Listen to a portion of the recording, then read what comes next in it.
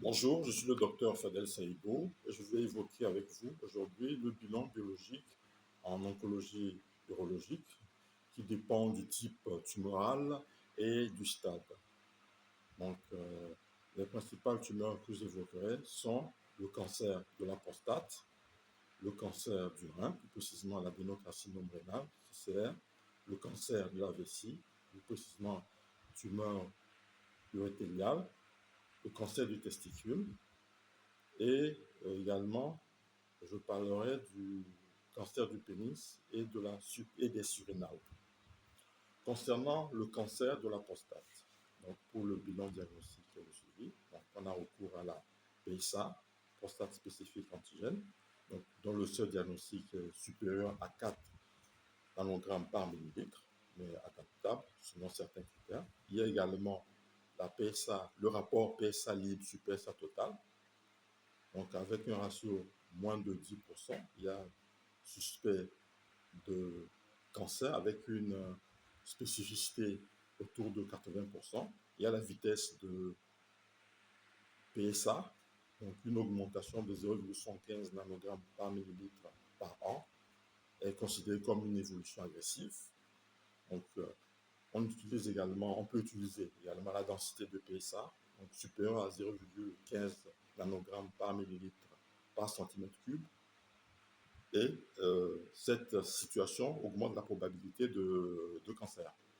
Donc, il y a des nouveaux marqueurs si la PSA est ambiguë, donc comme PHI, donc Prostate Health Index, donc une combinaison de PSA libre total et de pro-PSA avec un seuil supérieur à 35 qui est une suspicion accrue. Il y a également PCA3 urinaire, donc avec un seuil supérieur à 35 qui est spécifique du cancer prostatique.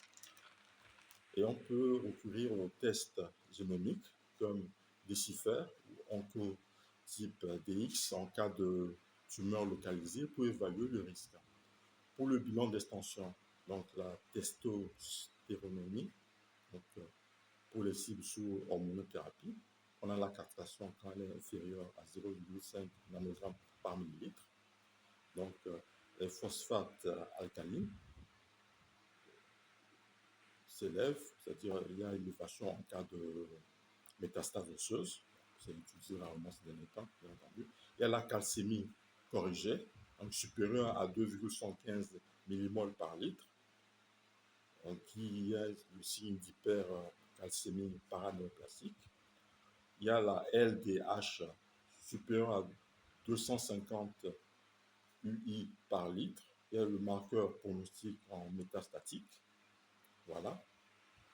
Donc, concernant le cancer du rein, je précise, ce n'est pas tous les cancers, mais précisément l'adénocarcinome rénal, CCR. Donc, pour le bilan diagnostic, on a des marqueurs non spécifiques. Au niveau de l'hémogramme, on peut remarquer une polyglobulie dans 5 à 10% des cas, une augmentation de sécrétion de PE, avec une hémoglobine supérieure à 16 grammes par décilitre chez l'homme ou à 15 grammes par décilitre chez la femme. On peut avoir également une anémie dans 30% des cas quand la maladie est avancée avec hémoglobine inférieure à 12 grammes par décilitre. Donc, la fonction rénale est essentielle à évaluer avant la néphrectomie, en évaluant la créatinine, le débit de filtration glomérular, entre autres. Voilà.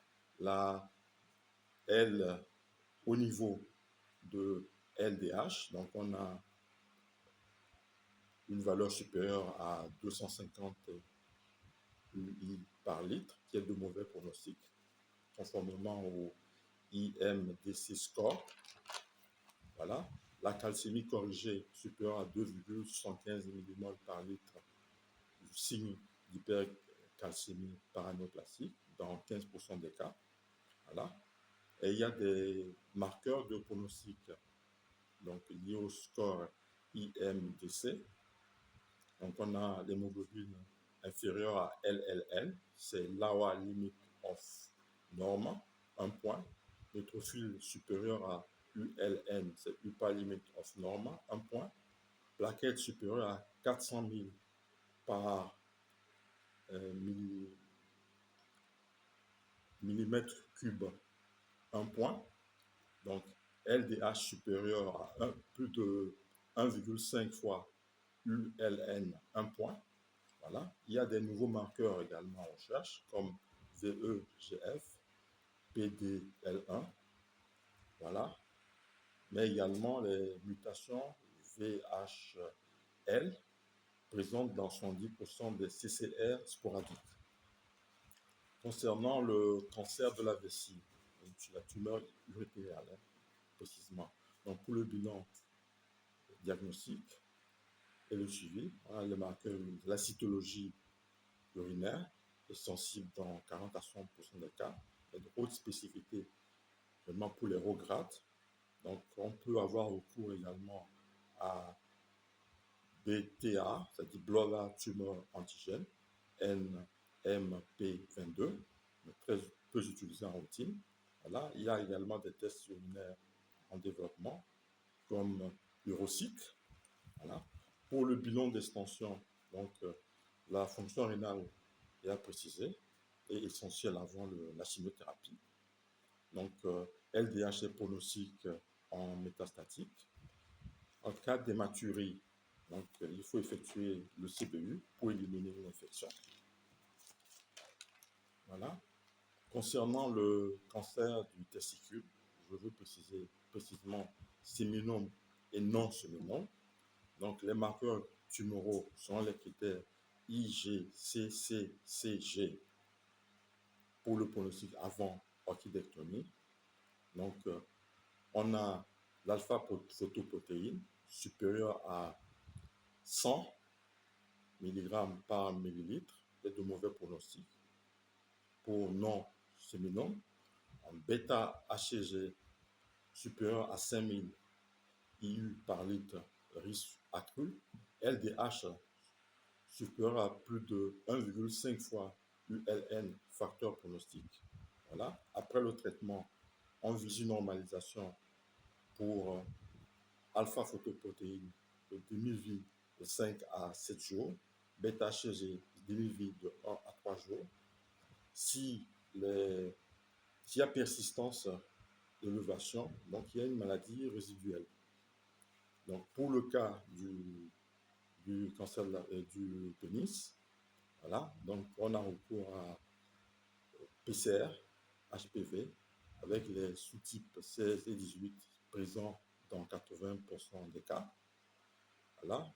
Au marqueur inflammatoire CRP-VS en cas d'infection associée.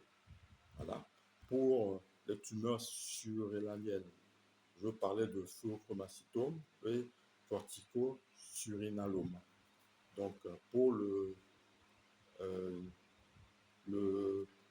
phéochromacytome, donc les catécholamines urinaires, je veux préciser, le nord-méthanéphrine et méthanéphrine, donc pour une valeur 2 fois supérieure à ULN,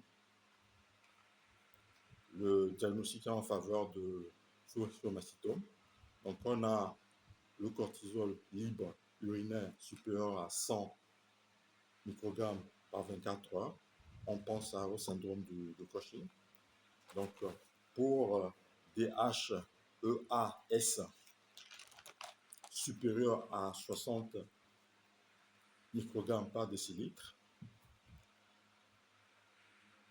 on pense au corticosurinalome. Je vous remercie.